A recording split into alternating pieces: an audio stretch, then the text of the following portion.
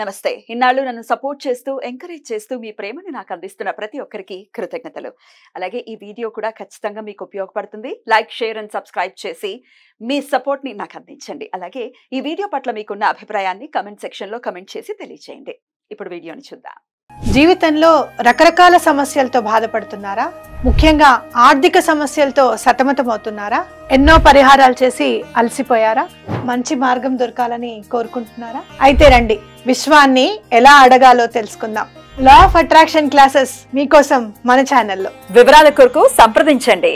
నమస్తే, welcome to our channel. నేను పద్మిని. ప్రస్తుతంతో పాటు ప్రముఖ ఆధ్యాత్మికవేత్త, ప్రముఖ న్యూమరాలజిస్ట్ లక్ష్మీ నరసింహస్వామి ఉపాసకురాలు శ్రీమతి స్రవంతి గారు మనతో పాటు ఉన్నారు. మాట్లాడదాం. నమస్తే అక్క. నమస్తే పద్మిని. అక్క, శ్రావణ బహుళపక్ష ఏకాదశి వచ్చేస్తోంది. ఈ ఏకాదశి నబ్బ పేరైతే నాకు చాలా వినగానే చాలా భలే అనిపించింది. ఆనంద ఏకాదశి. ఆనంద ఏకాదశి లేదా అజ ఏకాదశి అని కూడా పిలుస్తారు. ఏమిటి అజ అంటే మీనింగ్ ఏంటి, అలాగే ఎట్లా యూటిలైజ్ చేసుకోవాలి ఏకాదశిని? బికాస్ డెఫినెట్గా నెలలో వచ్చే 2 ఏకాదశులు కూడా చాలా చాలా వైశిష్ట్యాన్ని ఖచ్చితంగా పొందుపరుచుకుని ఉంటాయి. అవి యూటిలైజ్ చేసుకోమనే వస్తోంది మనకి. మనం అదే వదిలేసి ఏవేవో చేయటం వలన డెఫినెట్గా మరి ఎంతవరకు మనం మన కోరికలను తీర్చుకుంటామంటే నాకేటెరక, ఈశ్వరుడికే ఎరక. సరే, మరి చెప్పండి అక్క, ఏం చేయాలి? గురువారం ఏకాదశి. గురువారం వచ్చింది అని అంటే మాత్రం చాలా బాగా కలిసి వస్తుంది ఈ వ్రతం, ఏకాదశి చేస్తే అని మనం చెప్పుకోవచ్చు.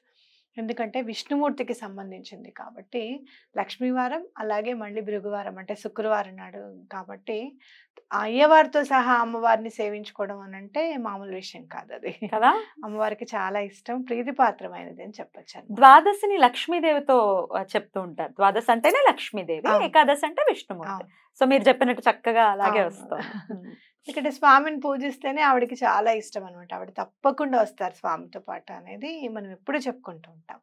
అయితే ఆనందము అంటే ఏంటి అంటే, సంతోషానికి ఆనందానికి చాలా తేడా ఉంటుంది. ఒక చిన్న లైన్ ఉంటుంది అనమాట. దేవుడక్క 2 ఒకటే అనుకుంటున్నాను. 2 ఒకటి కాదు. అయితే వివరించాల్సిందే మీరు. చెప్పండి. సంతోషం అంటే ఏంటంటే మన మెటీరియలిస్టిక్ గా అంటే, మనం ఈ రోజు మన పిల్లవాడికి జాబ్ వచ్చిందనో, లేదు అంటే గనక మన పిల్ల వివాహం కుదిరిందనో, లేకపోతే మంచి మార్కులతో పాస్ అయ్యాడనో, క్లాస్ ఫస్ట్ వచ్చాడనో, ఇదంతా సంతోషం కిందకి తీసుకోవచ్చు. అంటే ఐహికవన్నీ కూడా భగవంతుడికి సంబంధించింది ఏదన్నా చేసి, అరే ఆయన పూజ మన పూజ ఆయన స్వీకరించాడు, చేసిన పూజ ఆయన పాదాల దగ్గరికి చేరింది అనే హింట్ ఎప్పుడైతే వస్తుంది చూసావా, ఎప్పుడైతే అలాంటి దాని మీద మనం ఆనందిస్తామో అది ఆనందం అనమాట. హింట్ ఎలా వస్తుంది, ఎలా గుర్తించాలి స్వామిదేనంటే, నిన్న మనము కృష్ణాష్టమి వేడుకలు చేసాం కదా, స్వామిది వాళ్ళు ఆ విగ్రహం తీసుకొచ్చినప్పుడు అలంకరణ లేనప్పుడు మామూలుగా కృష్ణుడిది అని అనిపించింది. ఎప్పుడైతే అలంకరణ చేస్తూ ఉండగా కళలు పెరిగాయి ఆ విగ్రహంలో. అలాగే ఎప్పుడైతే మనం ఉయ్యాల మీద కూర్చోబెట్టి స్వామిని ఊపుతుంటే ఇక మనసు ఎంత ఆనందం పడిపోయింది అని అంటే, అబ్బా స్వామిని బృందావనం అంతా వచ్చేసింది అనమాట ఇక్కడికి అని అనిపించింది అనమాట. అంటే ఆ ఫీలింగ్ అనేది ఎవరన్నా చెప్తే మనకి అమ్మా నాకు జాబ్ వచ్చేసింది అన్న దానికంటే కూడా స్వామి మన ఇంటికి వచ్చాడు అన్న ఆనందం ఇంకెక్కువ అనమాట. అది అనుభవించాలి మనం. సో అది స్వామితో మాత్రమే వస్తుంది. స్వామి ఏదో నేను చేశాను కదా, చాలా పెద్ద ఎత్తున మనం ఇంత ఖర్చు పెట్టి చేశాం కదా, అప్పుడే స్వామి స్వీకరిస్తాడా అనేది కాదు. చెప్తారు చూడు, ఫలం పత్రం పుష్పం తోయం అని చెప్పి, ఏది ఇచ్చినా కానీ, మంచి నీరు ఇచ్చినా, పువ్వుని సమర్పించిన, ఫలాన్ని సమర్పించిన, చిన్న ఆకంటే ఏం గుర్తుకొస్తుంది మనకి వెంటనే? ఏకాదశి అనగానే తులసిదళం, అవునా కదా, సమర్పించినా కూడా ఆనందిస్తాడు స్వామి అని చెప్పి మనం చెప్పుకోవచ్చు. సో అనుకోకూడదు, అరే వాళ్ళు ఇంత అలా చేసేసారు పెద్దగా ఎత్తున, మనం ఏదో ఇంత చాలా సింపుల్ గా చేసామని అనుకోకూడదు. అస్సలు అనుకోకూడదు. ఏం చేసినా కూడా, ఎంత పెద్ద ఎత్తున చేసినా కూడా, చిన్నగా చేసినా కూడా, అది స్వామి ఎలా అనుగ్రహిస్తే అలా చేసాము అని చెప్పి మాత్రమే అనుకోవాలన్నమాట. అలా ముఖ్యంగా ఏకాదశి తిథికి వస్తే గనక స్వామివారిని సంపూర్ణంగా 24 గంటలు స్వామివారిని స్తుతించడము అనేది లక్ష్మీదేవి రాకని సూచిస్తుంది ద్వాదశి నాడు అని మనం చెప్పుకోవచ్చు అనమాట. ఇక్కడ ఆనంద ఏకాదశి అని అనుకున్నాం, అలానే అజ ఏకాదశి అని కూడా పేరు అంటారు. ఉంది. అంటే ఏంటంటే మనకి ఎలాంటి సమస్య ఉన్నా కూడా ఇది మందు అని చెప్పాలన్నమాట. ఓకే. ఓకే. అజము అంటే సంస్కృతంలో మందు, మెడిసిన్, సంజీవని అని అర్థం ఉంటుంది. అంటే అజ ఏకాదశి అని అంటే ఈ ఏకాదశి నాడు, శ్రావణ బహుళ ఏకాదశి నాడు గనక మనం పూజ చేసుకుంటే, విధి విధానంగా పూజ చేసుకున్న, విష్ణు సహస్రనామం చదివి మన చేతిలో ఉన్నంత చేసినా కూడా ఇది మన సమస్యలన్నిటికీ కూడా ఒక మందుగా, సంజీవినిగా పనిచేస్తుంది అని మనం చెప్పుకోవచ్చు అనమాట. అయితే కథ కూడా మనం చదువుకుంటే ఎక్కడో ఏదో మహారాజు, మనం సూరసేనుడు అవి ఇవన్నీ చదువుకుంటూ ఉంటాం. ఇప్పుడున్న కథను మాత్రం మనం ఎప్పుడూ చిన్నప్పటి నుంచి విని ఆ పద్యాలు చదువుతూ ఉంటే ఏ పిల్లవాడు పిల్లైనా కూడా కళ్ళమని నీళ్లు తెచ్చుకున్న మన హరిశ్చంద్రుడి గురించి అన్నమాట. సత్య హరిశ్చంద్రుడు, అబద్ధమే ఎరగనటువంటి అపర యోధుడు అని చెప్పొచ్చు. నిజంగా కదా అసలు. అవునవును. నిజం చెప్పాలి, ప్రతి దాంట్లోనూ నిజం మాట్లాడాలంటే కొంపలడిపోతాయి. ఇంకేమనుందా? చాలా కష్టం. సత్యాన్ని తన ఇంటి పేరుగా చేసుకున్న దేవుడు నిజంగా చెప్పాలి అని అంటే. అందుకే చరిత్రలో కూడా ఒకళ్ళిద్దరు మాత్రమే ఉన్నారు. ధర్మరాజు, యుధిష్ఠిరుడు. యుధిష్ఠిరుడు కదా ఒకే అబద్ధం, అది కూడా కుంజరహ, నెమ్మదిగాని, అది కూడా నెమ్మదిగా. రైట్. అది కష్టతరం, ఎందుకంటే ఒక్కొక్కసారి పీకల మీదకి వచ్చేస్తుంది, అప్పుడు ఆశ్రయించాల్సి వస్తుంది. నివృత్తి ఏంటో నెక్స్ట్ ఎపిసోడ్ లో ఒకసారి మాట్లాడుకుందాం. అబద్ధం లేని జీవితాలు లేవు. ట్రాఫిక్ లేకపోయినా ట్రాఫిక్ లో ఉన్నామనో, లేకపోతే ఈ రోజు మా బామ్మ చచ్చిపోయింది అయితే సూపర్ అబద్ధం ఇది, పాపం ఎప్పుడు చచ్చిపోతుంటుంది ఆవిడ. సరే, దీని గురించి నెక్స్ట్ ఎపిసోడ్ లో మాట్లాడుకుందాం. రైట్. అయితే అలా మనం ఆ మందు అన్నమాట. ఏ సమస్యలు ఉన్నాయి మనకి అంటే అట్లాంటి హరిశ్చంద్రుల వారికి ప్రాబ్లమ్స్ తీర్చేసింది ఏకాదశి అని అంటే గనక ఆయన కుమారుడు చనిపోతాడు అనమాట. అలాగే ఆయన రాజ్యం కూడా పోతుందని మనందరికీ తెలిసింది. ఆయన శ్రావణ బహుళ ఏకాదశి వ్రతం చేసుకొని ఆయన రాజ్యాన్ని తిరిగి పొందినట్టు, అలాగే చనిపోయిన కుమారుడు మళ్ళీ బ్రతికి వచ్చినట్లుగా మనకి పురాణాలు చెప్తున్నాయి.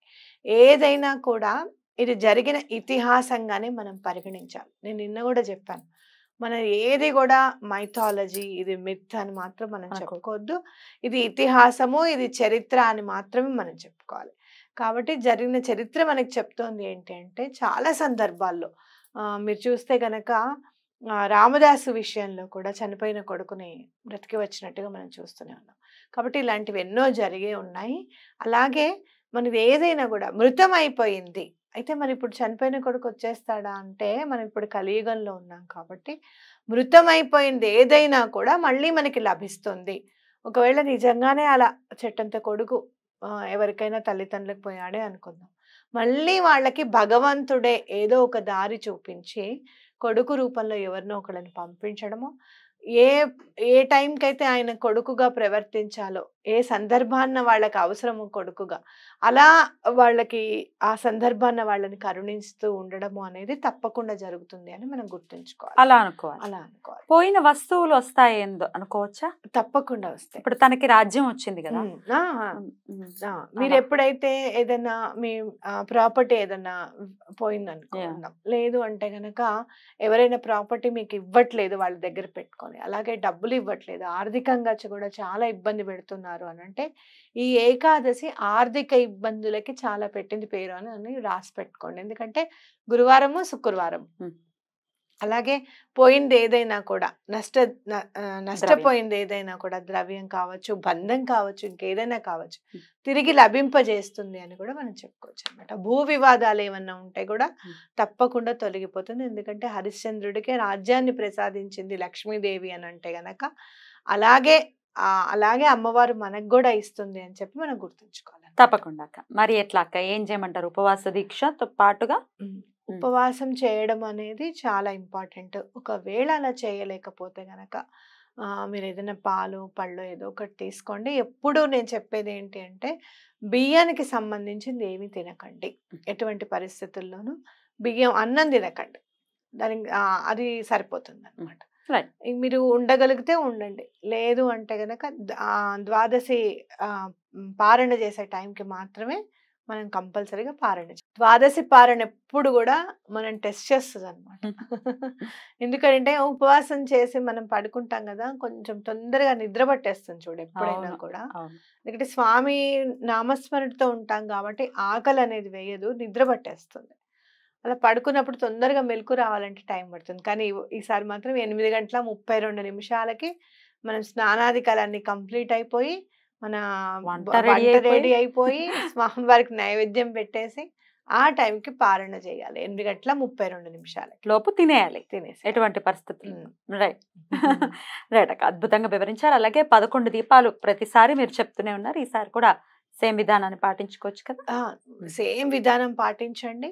అలాగే ఈసారి మన శ్రావణ మాసం అనగానే కృష్ణుడు నిండిపోతాడు మన మనసుల్లో. మీరు ఎక్కడన్నా చూస్తే కనుక గుజరాత్ అటు సైడ్ కూడా ఒక వారం 10 రోజుల ముందే అన్ని కూడా మొదలైపోతాయి అన్నమాట. మనం ఎలా అయితే నవరాత్రులు చేస్తామో స్వామివారికి కూడా అలానే చేసుకుంటూ వస్తారు వాళ్ళు. కాబట్టి అలా మీరు గనక చెయ్యాలి, ఏదైనా చేయలేకపోయాం మేము కృష్ణాష్టమి అని అనుకుంటే గనక, ఎందుకంటే ఈసారి చాలా మంది ఊర్లు వెళ్ళిపోయారు, సెలవులు వచ్చాయి అని చెప్పి. అలా ఏమన్నా మేము చేయలేకపోయామని కనుక మీకు ఏమైనా బాధ ఉన్నా, ఒకవేళ చేసినా కూడా ఆ కృష్ణుడి అనుగ్రహం ఎల్లప్పుడూ మన మీద ఉండాలి. కాబట్టి కృష్ణ మ్యాజిక్ బిగిన్ నౌ అని చెప్పి చదువుకోండి. కృష్ణుడి పక్కన శ్రీని చేరిస్తే చాలా మంచిది. Srikrishna magic begin now 28 times చదువుకోండి. 108 times చదివితే మంచిది చాలా. ఎందుకంటే ఇది వేదిక్ స్విచ్ వర్డ్ కాబట్టి స్వామివారి శ్రీకృష్ణ మ్యాజిక్ బిగిన్ నౌ అని చదివితే చాలా మంచిది. ఆయన మధ్యవర్తిగా ఉండి మన యుద్ధం చేయాల్సి వచ్చినా కూడా ధర్మం వైపు నిలబడి మనది మనకి ఇప్పించిన దేవుడు. అంతే, 100%. అవునా కదా? అమ్మ బాబాయ్.